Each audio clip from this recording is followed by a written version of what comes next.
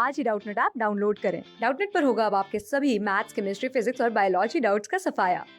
बस अपने क्वेश्चन की फोटो खींचो, उसे क्रॉप करो और तुरंत वीडियो सोल्यूशन पाओ। Download now. तो इस वीडियो में हम डिस्कस करेंगे कुछ ऐसे सब्सटेंसेस का इक्विवेलेंट वेट जो ऑक्सीडाइजिंग एजेंट की तरह बिहेव करते हैं और रिड्यूसिंग एजेंट की तरह भी बिहेव करते हैं। तो इसमें से सबसे पहला है आपका H2O2। जो H2O2 होता है ये बहुत ही ज़्यादा अच्छा एनालिटिकल रिएजेंट है, क्योंकि ये ऑक्सीडाइजिंग एजेंट की तरह भी काम करता है और रिड्यूसिंग एजेंट की तरह भी काम करता है। अभी किसकी तरह काम करेगा ये चीज़ डिपेंड कर रही है कि किसके साथ रिएक्शन कर रहा है। अब अगर ये किसी स्ट्रॉन्ग ऑक्सीडाइजिंग एजेंट के साथ रिएक्शन कर रहा है, जैसे कि आपका है KMnO4 या फिर K2Cr2O7, अगर ये इन दोनों के साथ रिएक्शन कर रहा है तो ये एज अ रिड्यूसिंग एजेंट काम करेगा। ठीक है, H2O2 क्या काम करेगा? As a reducing agent. अब अगर ये रिएक्शन कर रहा है किसी स्ट्रॉन्ग रिड्यूसिंग एजेंट्स के साथ, जैसे कि आपका है Ki या फिर आपका डाइसोडियम ऑक्सलेट, तो इन दोनों के साथ अगर ये रिएक्शन कर रहा है, क्योंकि ये बहुत ज़्यादा स्ट्रॉन्ग रिड्यूसिंग एजेंट्स है H2O2 से भी ज़्यादा, तो उस केस में ये ऑक्सीडाइजिंग एजेंट की तरह काम करेगा। ठीक है, तो आपका H2O2 दोनों की तरह काम कर सकता है। अब अगर हम बात करें कि जब H2O2 का रिडक्शन या ऑक्सीडेशन होता है तो वो कैसे किस चीज़ में कन्वर्ट होता है। जैसे अगर मैं इसका फर्स्ट पार्ट डिस्कस करूं कि जो हाइड्रोजन पेरोक्साइड है, अगर वो ऑक्सीडेंट की तरह काम कर रहा है, मतलब ऑक्सीडाइजिंग एजेंट की तरह काम कर रहा है, तो खुद क्या होगा? रिड्यूस होगा। तो उस केस में ये वाटर में कन्वर्ट होता है। ठीक है, इसमें ऑक्सीजन की ऑक्सीडेशन स्टेट क्या है? -1, इसमें क्या है? -2। तो जब ये ऑक्सीडेंट की तरह काम करेगा, मतलब ऑक्सीडाइजिंग एजेंट की तरह काम करेगा, तो ये खुद क्या होगा? रिड्यूस होगा। रिड्यूस कैसे हो रहा है? इसकी -1 ऑक्सीडेशन स्टेट से -2 में जा रहा है। ठीक है, और अगर ये काम करे आपका रिड्यूसिंग एजेंट की तरह, तो रिड्यूसिंग एजेंट की तरह जब ये काम करता है तो ये कन्वर्ट होता है ऑक्सीजन में। ठीक है, तो इसमें क्या काम कर रहा है? रिड्यूसिंग एजेंट की तरह काम कर रहा है, और रिड्यूसिंग एजेंट की तरह काम कर रहा है तो खुद क्या होगा? ऑक्सीडाइज होगा। इसमें क्या है? -1 और ये है 0, तो इसकी ये ऑक्सीडेशन स्टेट इंक्रीज हो गई, इसका मतलब ये ऑक्सीडाइज हुआ। तो इसमें ये किसकी तरह काम कर रहा है? रिड्यूसिंग एजेंट की तरह। ठीक है, अब अगर हम बात करें अलग अलग मीडियम्स में भी H2O2 अलग तरह से काम करता है, उसका एन फैक्टर जो है वो अलग अलग होता है। ठीक है, अब हम क्या करते हैं, अगर आपका जो H2O2 है वो ऑक्सीडाइजिंग एजेंट की तरह काम कर रहा है एसिडिक मीडियम में, तो क्या होगा? इसकी जो रिएक्शन होगी वो क्या होगी? बेसिकली हमें कुछ नहीं करना है इसमें। देखो, हमें पता है जब ऑक्सीडेंट की तरह काम करता है तो ये H2O में कन्वर्ट होता है। ठीक है, अब हमें सिर्फ क्या करना है, जैसे हमने रिडॉक्स रिएक्शंस को बैलेंस करना सीखा, तो हमें सिर्फ इसको एसिडिक मीडियम में कंसीडर करके इसको बैलेंस कर देना है। ठीक है, और जब इसको हम बैलेंस करते हैं तो हमारे पास यहाँ पे 2H पॉजिटिव आयंस ऐड होते हैं, यहाँ पे 2 इलेक्ट्रॉन्स ऐड होते हैं, और ये इसके हमारे पास 2 मोल्स बनते हैं। ठीक है, तो क्योंकि हम इसको बैलेंस जब कर रहे हैं तो हमारे पास 2 इलेक्ट्रॉन्स ऐड हुए हैं, या फिर हम क्या कर सकते हैं कि इसमें जो ऑक्सीडेशन नंबर में जो चेंज हो रहा है वो 2 का हो रहा है। कैसे? यहाँ पे इसकी ऑक्सीडेशन नंबर क्या है? -2। ठीक है, और यहाँ पे इसकी ऑक्सीडेशन नंबर क्या है? -4। तो फिर वही बात हमें याद रखना है कि हमें इसके ऑक्सीडेशन स्टेट नहीं लेनी, ऑक्सीडेशन नंबर लेना है, और ऑक्सीडेशन नंबर इसका क्या होगा? -2। ऑक्सीडेशन स्टेट -1 है, फिर 2 से मल्टीप्लाई करेंगे क्योंकि ऑक्सीजन के एटम्स 2 हैं तो -2 आ जाएगी। और ऐसे ही यहाँ पे ऑक्सीडेशन स्टेट -2 है, लेकिन ऑक्सीजन कितने हैं? 2 हैं, तो इसकी ऑक्सीडेशन नंबर क्या आ जाएगी? -4। ठीक है, तो अब इन दोनों में जो चेंज इन ऑक्सीडेशन स्टेट हो रहा है वो किसका हो रहा है? 2 का। तो इस केस में इसका जो एन फैक्टर आएगा वो क्या आएगा? 2 आएगा। ठीक है, तो इस केस में अगर हम इसका इक्विवेलेंट वेट निकालेंगे तो इक्विवेलेंट वेट क्या होता है? Molar mass divided by n factor. H2O2 का मोलर मास होता है 34, इसको डिवाइड करेंगे 2 से तो हमारे पास आ जाएगा 17 ग्राम। ठीक है, अब हम बात करते हैं, ये तो हमने H2O2 as a oxidizing agent देखा एसिडिक मीडियम में। अब देखते हैं अगर ये ऑक्सीडाइजिंग एजेंट की तरह बिहेव करे बेसिक मीडियम में, तब क्या होगा? तो भी क्या होगा?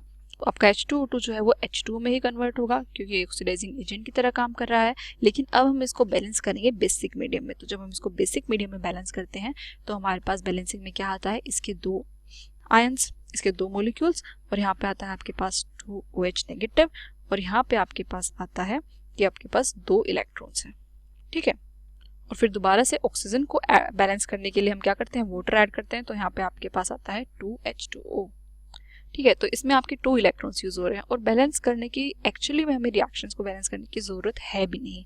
हमें सिर्फ क्या पता, हमें सिर्फ क्या करना है, हम इसके नंबर ऑफ एटम्स बैलेंस कर देते हैं। देखो यहाँ पे O के 2 हैं तो हमने यहाँ पे 2 कर दिए ओके। उसके बाद सीधा सीधा क्या करो, इसका ऑक्सीडेशन नंबर निकाल लो। ऑक्सीडेशन नंबर निकाल के जितने का चेंज आ रहा है उतना आपका क्या होगा, n फैक्टर होगा।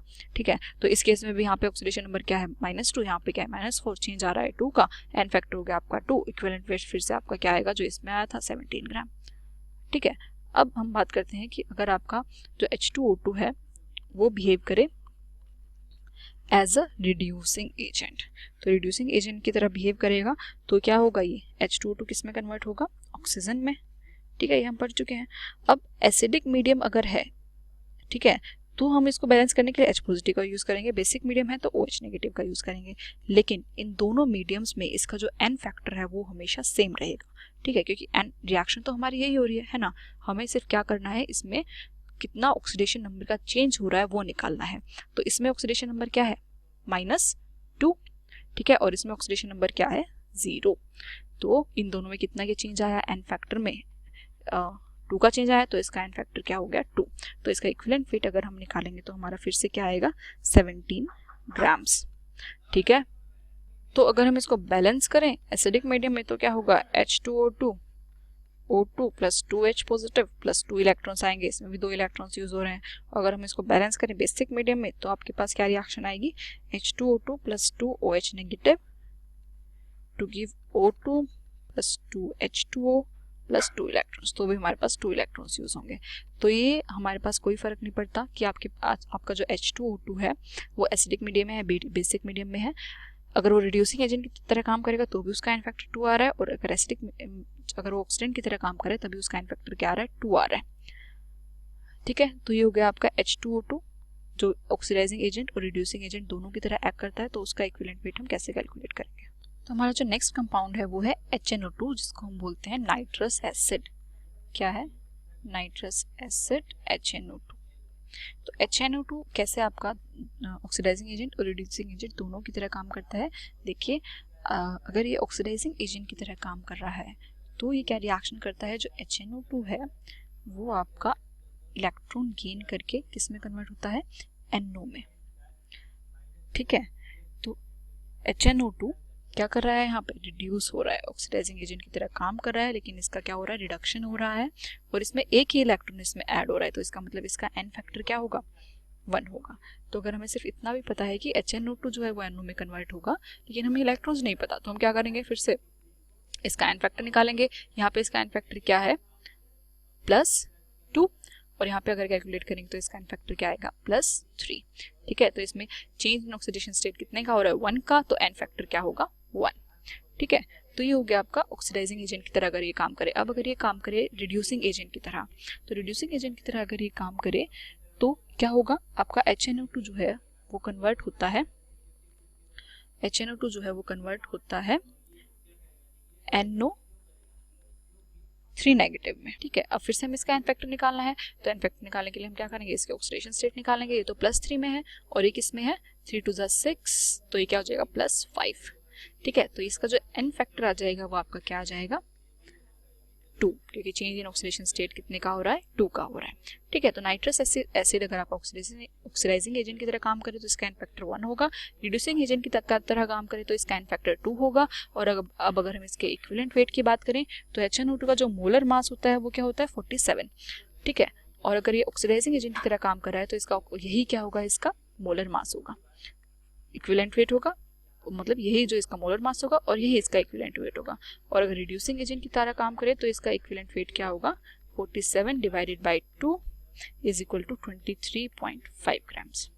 ठीक है, तो यहाँ पे हमने 2 ऐसे कंपाउंड्स पढ़े जो ऑक्सीडाइजिंग एजेंट और रिड्यूसिंग एजेंट दोनों की तरह काम कर सकते हैं। तो अलग अलग सिचुएशंस में उनका जो इक्विवेलेंट मास होगा वो क्या होगा, ये हमने पढ़ा। नेक्स्ट वीडियो में हम क्या पढ़ेंगे, इक्विवेलेंट वेट उन सब्सटेंसेस का जो कैटायन और एनायन दोनों की तरह ऑक्सीडाइज हो सकते हैं। क्लास 6 से 12 से लेके नीट, IIT, JEE मेंस और एडवांस के लेवल तक 10 मिलियन से ज्यादा स्टूडेंट्स का भरोसा। आज ही डाउनलोड करें डाउटनेट ऐप या व्हाट्सएप कीजिए अपने डाउट्स 8400 400 400 पर।